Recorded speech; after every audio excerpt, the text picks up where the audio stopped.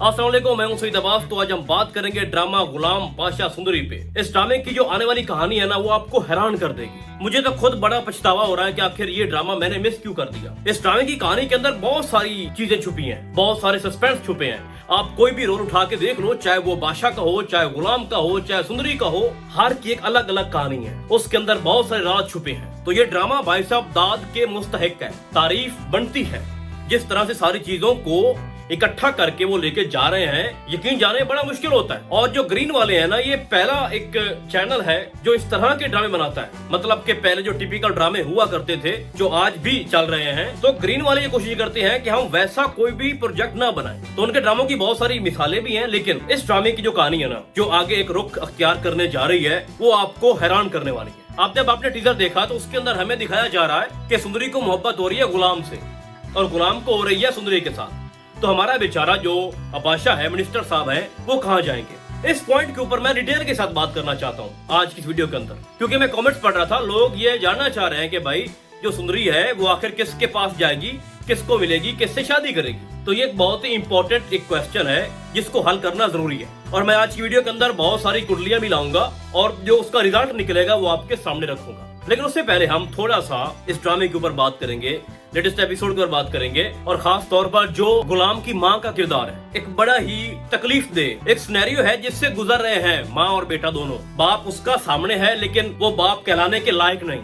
यानी जायदाद की जो सोच है, जो इस फैमिली के अंदर लोग रहते हैं, और बादशाह के बाप का जो रोब और रुतबा है जो हमारे सामने रखा गया, कि वो दूसरों को बहुत ही कमजोर समझते हैं। उसको लगता है कि भाई किस इलाके के अंदर सिर्फ हमारा ही रुतबा होना चाहिए, सिर्फ हमारी ही मौजूदगी होनी चाहिए। इसके अलावा हमारे गांव में जितने भी गांव आ रहे हैं, ठीक है, बेसिकली दिखाया जा रहा है कि जहां पर आशिक अली की कब्र बनाई गई, अब वो गांव भी इनके गांव के साथ मिल चुका है। खैर, ये फिर डिबेट लंबी हो जाएगी। तो बादशाह का बाप ये चाहता है कि हमारे इलाके के अंदर जहां पर हमारी सरपरस्ती है, वहाँ जितने भी लोग रहते हैं, वहाँ उनके जितने बच्चे हैं, चाहे उनकी बेटियां हैं, चाहे उनके बेटे हैं, वो पढ़ाई लिखाई ना करें, वो हमेशा हमारे गुलाम रहे। उनकी ये सोच है, और यही वजह है कि वो अपने बेटे के ऊपर भी इसी तरह का जुल्म कर रहा है। यानी एक बैकग्राउंड दिखाया गया कि जो गुलाम की माँ है उसको खरीदा गया। तो अब जो उनके साथ एग्जैक्टली हो रहा है ना, ये भाई गुलाम की हिम्मत है, उसकी माँ की हिम्मत है जो वो बर्दाश्त कर रहे हैं। अब आपको दिखाया जाता है, हम थोड़ा आगे चलते हैं जनाब। के होता ये है कि सुंदरी के बाप को दफनाने के बाद वो कुछ लम्हे बल्कि कुछ दिन गुजार रहा है और सुंदरी के साथ उसको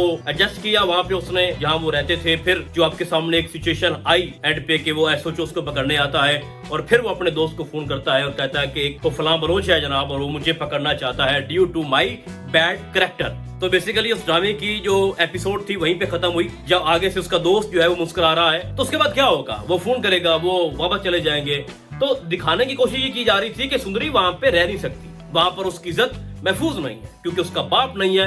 और मोहल्ले वाले भी इतने गंदे हैं कि घर का सारा सामान उठा लिया, और जिस घर में वो रह रही थी उसका जो मालिक था वो इतना गिरा हुआ था कि उसकी कमजोरी का वो फायदा उठाना चाहता था। तो जानबूझ के एक सीन डेवलप किया गया कि सुंदरी यहाँ पर नहीं रह सकती। अच्छा ना, यहाँ पर एक मैं बात ऐड करना चाहता हूँ कि आशिक अली साहब, जब तुम्हें पता था कि जायदाद जो है वो इतना जालिम शख्स है, और आपने एक माजी सुनाया जिस तरह से उसने जबरदस्ती करके तुमसे तलाक ली अपनी बहन के लिए, और तुम्हारी बेटी, मासूम बेटी को इस्तेमाल किया जब वो कुछ दिनों की थी, तो आप अपनी बेटी को वापस उसके पास कैसे भेज सकते हो? तुम्हें पता नहीं था? उल्टा ये कह रहा है कि उनके मेरे पे बड़े एहसान है। मुझे ना ये लॉजिक समझ नहीं आई। होना ये चाहिए था कि जब तुम्हें पता है कि एक डॉक्टर जिसने 4 लाख का इंतजाम किया है, तो इससे बेहतर मेरी बेटी के लिए कोई शख्स कैसे हो सकता है? तो आशिक अली को ये चाहिए था कि वो कहता कि मेरी बेटी अब आपकी अमानत है, यानी जायदाद से तो ये बेहतर था ना। तो तुमने वहाँ बेटी भेजी, और जब उसने तुम्हारी बेटी को देखा, तुम्हें देखा, तो उसने कहा कि भाई मैं तो उसको दफनाने की जगह भी नहीं दूंगा, इसको कहीं दूर जाके फेंक दो। तो ये जो एक मंतक है ना भाई, मेरी समझ से बाहर है कि उसने ये क्यों कहा कि उसको वहां भेज दो जब तुम्हें पता है कि तुम्हारी बेटी वहां पे सिक्योर नहीं होगी। खैर, अब हम अपने पॉइंट के ऊपर आते हैं कि जो मैंने आपको बोला कि ड्रामा आगे जाके एक ऐसा सस्पेंस क्रिएट करेगा और ये स्टोरी इतनी आगे हाइप क्रिएट करेगी कि आप लोग हैरान रह जाओगे। वो ये है भाई साहब कि 3 लोग हैं, लव ट्रायंगल का खेल शुरू हो चुका है। एक तरफ बादशाह, एक तरफ जनाब गुलाम है, और बीच में खड़ी है सुंदरी। गुलाम भी मोहब्बत करता है सुंदरी से, बादशाह भी मोहब्बत करता है सुंदरी से। अब मैटर यहाँ पे ये करता है कि सुंदरी किसको चाहती है, वो किससे मोहब्बत करती है। तो एग्जैक्टली इसमें कोई दूसरी बात नहीं है, वो गुलाम को ही चाहती है। क्योंकि जिस तरह का एक किरदार हमें बादशाह का शुरू वाला दिखाया गया, अगर हम उसको देखें तो बादशाह ने जो शुरुआत रखी थी ना, उसने अपना किरदार सुंदरी के सामने पेश कर दिया था कि मैं वो शख्स हूँ या मैं वो लड़का हूँ। मतलब अगर तुम डांस करती हो तो इसका मतलब है कि तुम रात भी मेरे पास गुजारोगी, तुम्हारा कोई रेट भी फिक्स होगा। और जिस तरह से तुम पागलों की तरह उसके पीछे भाग रहे थे, तुमने उसको बांधा, उठा लिया और पता नहीं क्या क्या शब्द बोले उसको तुमने, तो उसके बाद सुंदरी के दिल में कम अज कम तुम्हारे लिए मोहब्बत पैदा नहीं हो सकती।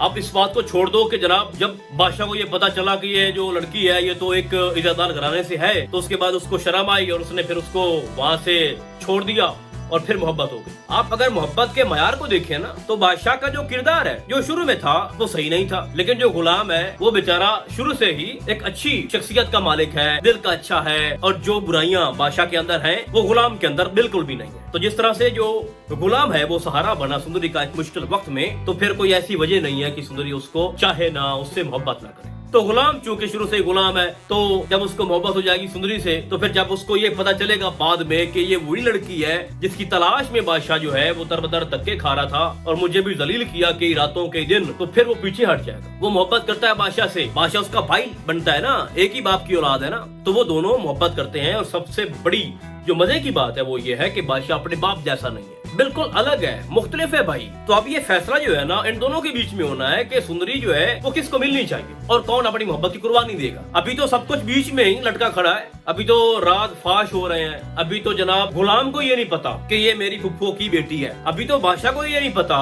कि जो सुंदरी है वो आशिक अली की बेटी है। ये देखो ना अब चीजें कैसे कैसे अब आगे जाके एक्सपोज होंगी, और ये कहानी के अंदर एक ट्विस्ट पे ट्विस्ट, सस्पेंस, राज ओपन होंगे, और ग्रेजुअली इस कहानी का जो मूड है ना भाई वो तब्दील होता रहेगा। एक और चीज मैं आपको ऐड करके दे दूं, जो जायदाद की बीवी है मतलब बादशाह की जो माँ है ना, वो एक दिन अपने शौहर का साथ छोड़ देगी। वो मैं आपसे ऐसा क्यों कह रहा हूँ, क्योंकि लेटेस्ट एपिसोड के अंदर जब वो जाती है ना बादशाह की फुफ्फो के पास, जो कि 22 साल से कमरे के अंदर बंद है, तो वो उसको कहती है कि मैंने खुद को कुर्बान कर दिया इस हवेली की जो रिवायात है उनको सामने रखते हुए। मेरा शौहर कभी मुझसे प्यार से बात नहीं करता, यानी वो अपनी भी जो तकलीफ है वो उसके सामने रख रही थी। तो फिर जब वो उससे बातें करती है और आगे से जो रिस्पॉन्स देती है सुंदरी की माँ, तो वो एक लम्हे के लिए खामोश हो जाती है। फिर जब उसका बेटा उसके सामने तकरार लगाता है कि मेरा बाप तो जालिम है, आप तो ऐसा ना करें, तो मैं आपको बता दूं कि एंड पे जाके ना जो बादशाह की माँ है वो अपने बेटे के साथ मिल जाएगी, और फिर एंड पे क्या होगा कि वो सुंदरी की माँ के साथ भी मिल जाएगी और कहेगी अपने शौहर से कि आपने ज्यादती की, आपने आशिक अली के साथ भी ज्यादती की, आपने अपनी बहन के साथ भी ठीक नहीं किया। तो वहाँ से बगावत जो है ना वो जन्म लेगी। अभी तो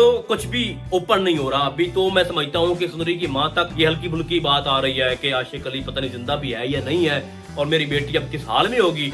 और उससे बड़ी बात यह है कि जब कि उसका भतीजा जो है मिनिस्टर लग चुका है, तो वो तो फौरन से पता निकाल लेगा आशिक अली का। और फिर मैं ये समझता हूँ कि जो आने वाली 1-2 एपिसोड है इसके अंदर बादशाह को ये कन्फर्म हो जाएगा कि जो सुंदरी है ना वो आशिक अली की ही बेटी है, और जिसको मैं तलाश कर रहा हूँ एक्चुअल में वही सुंदरी है। और फिर जब उसको पता चल जाएगा तो जाहिर सी बात है फिर गुलाम जो है वो कहाँ जाएगा, उसको भी सारी चीजों का इल्म हो जाएगा। तो मैं ये कह रहा हूँ कि ये लव ट्रायंगल है, और ये जो खेल है ना आगे ये खेला जाएगा, और देखते हैं कि कुर्बानी कौन देता है। और उससे बढ़ के ये है कि जो सुंदरी है वो किसके पास जाना चाहेगी। तो इसका मैं आपको बताता हूँ। देखो पहले भी ना बड़े जुल्म हो चुके हैं गुलाम के ऊपर, उसकी माँ के ऊपर। और एक और चीज भी है कि जो गुलाम की दादी अम्मा है ना, दादो, उसकी भी तलाश में है वो लोग, क्योंकि वो नहीं चाहती थी कि मेरी बेटी का जो निकाह है वो जायदाद के साथ हो। अगर आपने वो माजी वाला सीन देखा हो तो अभी एक नया टेस्ट भी है कि वो कहाँ पे है। उसका शौहर तो नशा ही था, वो तो कहीं मर खप गया होगा, तो वो तो अपनी अब माँ की तलाश में भी इंतजार के अंदर है कि वो मुझे कब मिलेगी। तो उन बेचारों के ऊपर तो हमेशा से जुल्म होता रहा। तो चूंकि बादशाह अपने बाप जैसा नहीं है, तो वो ये जरूर सोचेगा कि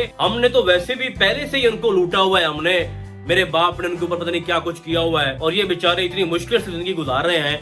और गुलाम चूंकि मेरे पे मरता है, मेरे से मोहब्बत करता है, इतना कुछ होने के बावजूद भी, तो अब मैं इससे इसकी मोहब्बत भी छीन लूं। तो एंड पे जो सेकंड लास्ट एपिसोड होगी या फिर लास्ट एपिसोड, उसके अंदर ये होगा कि बादशाह जो है ना वो सुंदरी को छोड़ देगा और कहेगा कि ये आपकी है, मैं पीछे हट रहा हूँ। बाकी रही बात जायदाद के अंजाम की, तो अभी बड़ा ड्रामा पड़ा है भाई, इसको हम बाद में देखेंगे। बाकी आपको क्या लगता है कि जो सुंदरी है वो किसको मिलेगी और कौन डिजर्व करता है और मिलनी किसको चाहिए, आपने मुझे कमेंट्स के अंदर लाजमी बताना है। तो फिलहाल आज के लिए बस इतना ही। हम आपको बहुत जल्द मिलेंगे किसी और ड्रामे के नैरेटिव में, तब तक के लिए अल्लाह हाफिज।